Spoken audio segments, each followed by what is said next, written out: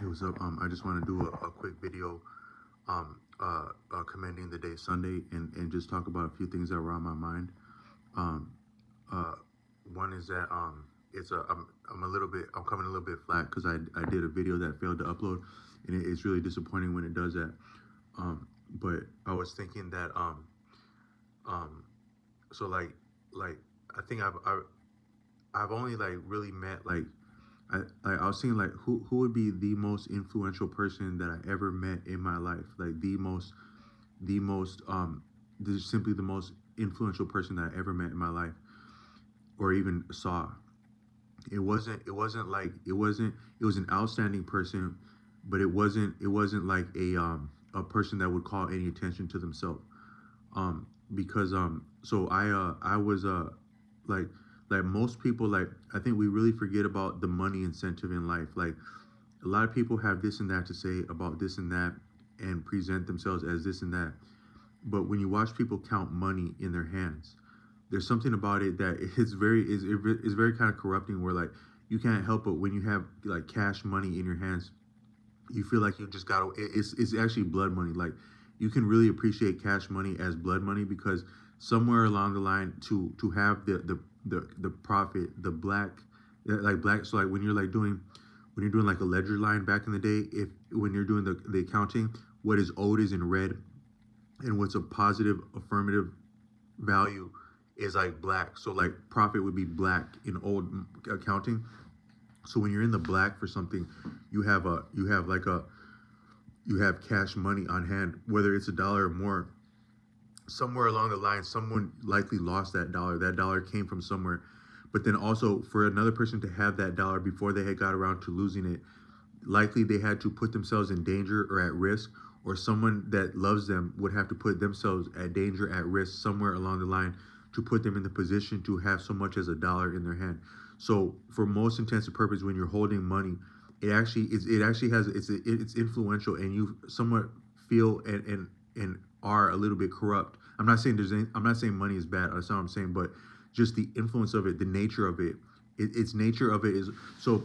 They say so. If bad company corrupts good manners, bad good money corrupts good and bad hands. So it's like so one thing is going to give the other. Whatever. There's a thing called the minority principle, according to Nicholas Taleb, which means that if you have two influences, it doesn't necessarily have to be between people, but if you have two opposing interests or forces or motion, the one which is the least the least compromising will likely prevail. How it doesn't necessarily have to be the more formidable or forceful, but simply the least compromising. I'm not moving off of this, and this is what I have. This is what I think about it, and I'm not moving off of this. Now, most people would look at this video and be like, "Man, that sounds like some bullshit, man. I'll have that fool off that whatever he's talking about in about 5 seconds, talking like that." That might be explain a lot about my life. Is like about anyone's life. How serious does someone take you when you say, "This is my shit. I'm not moving off of it." Might be the difference between people or what people like about another person or don't like about them. How do they sound when they say, "This is my shit and I'm not moving off of it. This is my favorite square and I'm not moving nowhere off of this square." Some people are more or less believable in that. I'd probably be more believable before I try to say it. If I just sat here, I'd be more believable. But then I open my mouth, "This is mine. I'm not moving." Then you sound less believable. But whatever is not forgiving in something, whatever is least tolerant, least amicable, least amenable, least friendly, least whatever is not giving is what's gonna prevail. So like you take like I got a puppy that lives next door to me. That puppy is a female puppy, but it's not moving off some shit that it thought had been its. So if you took that puppy right there and it was in front of me and it was on top of something that it wanted for itself, that it would, and I'm like, I need that. It's not moving off that by me. Now another person would probably like come in and be, but for me, it's not moving off that shit. It's not compromising. It's not changing up about me. But a lot of life is like that too. So, but money is not changing up about no one because money is money. So we more so conform to the essence and the influence of money when holding it. So that's why a lot of when you hold it, like you feel like you got away with it feels like you got away with something when you're holding money, even if you had to work for it. It feels like damn, I came up on something holding this right there. It feels like a lick. So it's similar like with getting people's phone numbers. For me, it's like whenever, like sometimes like I'll be like meeting someone and like we get to exchanging numbers like quickly within meeting. Like that happened to me like a couple of times in public venues, like even out of drive-through window within the last couple of months. But it's like you always feel like damn, I'm getting away with this. Like damn, they actually believe that I'm cool enough to give me their phone number is what the thought is. But you're getting it like that, but it somehow feels like you came up on something when you're getting a phone number. And I'm not saying a phone number means anything or gets us anywhere, because someone can flake on you as soon as they can give you their phone number. But it still feels like that. But with money, it's the same thing. Like you can lose money as soon as you can gain it, but somehow you feel like you came up on something even if you had to work for it. So you can tell a lot about people by how they handle money. But one exception to that rule was that I've said in this channel that I was blessed with an outstanding church home when I was a young person in the area where I'm at because of an inroad that I had with the family that I grew up around. Our parents worked at the same university. That family, the mother was a custodian on the graveyard shift. My father was a professor there. But I would say maybe the woman was more, she was a little bit more like seasoned in life and like a little bit more classy. Even I would say, I'm not saying that my father's he's a classy, a tactful person, but this woman was seasoned in life, and she was just class, and then her whole family was like that. But by me knowing them, I had an inroad to go to this church, and then I was still a child then, like an adolescent, and then I got to know people in that church, like outstanding people, and they took me in.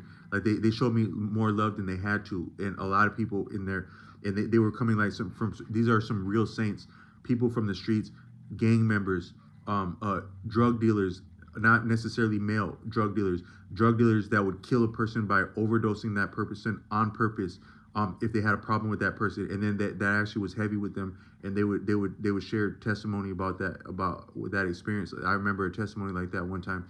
And then you had players, you had women that would be in lifestyles, and they were as savvy. A lot of people would think about like pimps and players. You have some. It actually takes according to some real pimps and players, it actually takes more of a woman to make a pimp or player. And if you have a woman that is inclined to a lifestyle, I'm not saying necessarily having like a lot of like unprotected sex, but just a woman that's from a background. A woman can get up over on a person more savvy and more effective than a male, is my experience. So I met some cold women in there that they were beautiful par excellence, now having learned lessons and given back. So they were actually helping young, green, naive young people like myself would be, at-risk people like I would be, to have some seasoning in game. So when we come up off the boat onto the shore of Normandy called life as young people, we actually know what to duck for cover, or we know what the hell is coming at us, like we wouldn't know coming off that boat without meeting them.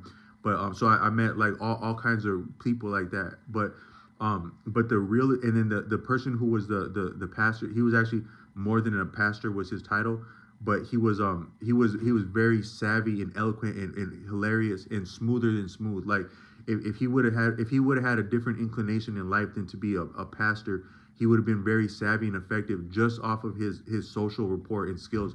Social skills par excellence, far and beyond ordinary social skills, is what this man had. And it was a talent that he had. It's like some people would call it the gift of gab, but it is deeper than that when it is combined with learning and like spiritual background and faith and fellowship. It's way deeper than what would be called the gift of gab. But the gift of gab is no less awesome than what this man had. But the colder thing was that he had an older brother. He was already in his 60s at that point, this man, and he'd been a pastor in some places with a lot of strong reputation, strong respect for these areas, in this area and going broad. But he had an older brother who was like, he played the background, older man, probably like in his 60s or 70s. And the way he was with money was he was actually righteous around money. So like people would, they give tithes and offerings, but if you saw him handle that money, he wasn't like foaming at the mouth about money. He was very disciplined and respect, and it was actually a matter of faith how he approached money. And then I actually worked for that church as a camp counselor, and he would make a point, like, so like I remember when it's time to get paid, he's like, okay, yeah, so we just want to make sure you get paid, because we appreciate all the work you're doing here, so we make sure that this is your first paycheck, and it's good to go, and that should be good to go when you go to the bank, good to go. Like just like dead on serious in faith, and that's the most awesome person I've ever met.